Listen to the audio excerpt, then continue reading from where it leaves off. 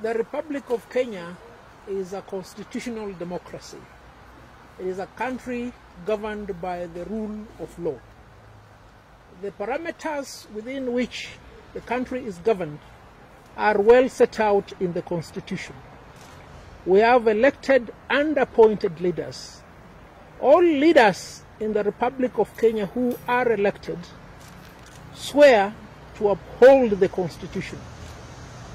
On the top of this leadership is the President of the Republic of Kenya. Beneath the President of the Republic of Kenya are several state officers who also swear to uphold the Constitution. The Chief Justice of the Republic of Kenya is one of the appointed state officers. He also swears to uphold the Constitution. All advocates, upon their admission, swear to uphold the Constitution and the rule of law. In the recent past, it has been the order of the day for the government to abrogate the Constitution, to disobey court orders, and to govern in a manner likely to suggest that the Constitution and the rule of law is a great inconvenience in their operations. It is almost 6 months now since the High Court directed the President of the Republic of Kenya to swear in 41 judges recommended for appointment by the Judicial Service Commission. The dereliction on the part of the President of the Republic of Kenya has two consequences. One, it indicates that his legal advisors, and this particular case we're talking about the Attorney General and the Solicitor General, are either giving him the wrong advice or he has refused to listen to their correct advice. It doesn't really matter what of the two is the case, because the position is quite clear. It is the responsibility of the President of the Republic of Kenya to uphold the rule of law and to comply with his obligations under the Constitution. He is compelled by the Constitution to swear in the 41 judges. The failure on the part of his two advisors is one that we as the Law Society of Kenya propose to remedy. In a resolution of the Council of the Law Society made on the 11th of May 2020, the Council unanimously resolved to initiate proceedings to remove the Attorney General and the Solicitor General from the list of advocates. What is the consequence of this action? It means as soon as we remove them from the list of advocates, they will cease being advocates of the High Court. And if they cease being advocates of the High Court, they also automatically cease being the Attorney General and the Solicitor General. And if they continue in office, then the President will be having laymen or quacks as his legal advisors. Today the Council also had another meeting in which we have resolved to draw up a charge sheet which shall be forwarded to the Attorney General and the Solicitor General, requiring them to answer within 7 days and demonstrate why they should not be removed from the register of lawyers in Kenya. A trial will be conducted by the membership of the Law Society of Kenya in an AGM that will be constituted, when these two advocates will be given an opportunity to tender their defense, and the members will give them a hearing and make a decision whether or not to remove them from the register of advocates. What about the President of the Republic of Kenya? A few days ago, the President of the Republic of Kenya indicated that we are in a constitutional moment which necessitates that we remove the cancer that is in the current constitution. Does the current constitution have a cancer? Who created that cancer?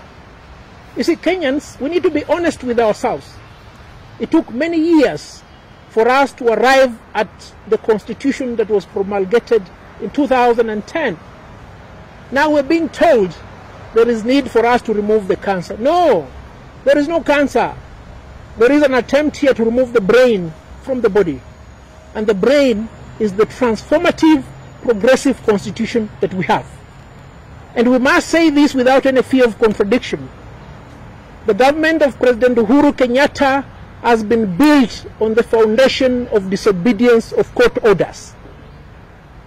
And if a leader can tell his people that he wants to change the constitution, a constitution which, from the experts, does not suffer the malady of reform, but suffers the malady of implementation, then there is a big problem. I want to state also that on the 11th of May, the Council of the Law Society of Kenya resolved unanimously, the ones you're seeing here, save for two who are either in Nyanza, Nakuru or Malindi, that we petition the National Assembly and the Senate to initiate proceedings for the impeachment of the President of the Republic of Kenya. Because we cannot have somebody who has taken the oath to govern in tandem with the Constitution who fails to perform his duties under the Constitution. We'll therefore proceed in the manner in which we've indicated. We'll commence with the removal of the Solicitor General and the Attorney General from the list of advocates, and thereafter we'll petition the National Assembly and the Senate to impeach the President of the Republic of Kenya. Now, the responsibility of undertaking the trial of the President of the Republic of Kenya is bestowed upon the legislature. You've seen the manner in which the legislature has acted lately. The legislature has been weakened substantially because the executive wants to have control of the other two arms of government. The executive wants to have control of the judiciary, which they have weakened. They want to have control of the legislature, which they are trying to do right now in what is indicated to be a preparatory process towards amending the Constitution. We want the people of Kenya to understand that the person who has the oversight over the executive, and in particular the President, is the legislature. And as and when we submit a petition to the National Assembly, Kenyans must hold their elected representatives to account. Ensure that you're a member of National Assembly, ensure that you're a member of the Senate gives you a correct account as to why they don't want to take action against the President. This we must do, because Kenyans, if we fail to take action, we are likely to go back to the bad days, the days of the 80s, the days of the 60s, 70s and the 90s, where Kenya was governed as if it was somebody's property. That we should never allow. You've seen our colleagues in the United States of America rose up and protested, the slogan being Black Lives Matter. What matters to Kenyans?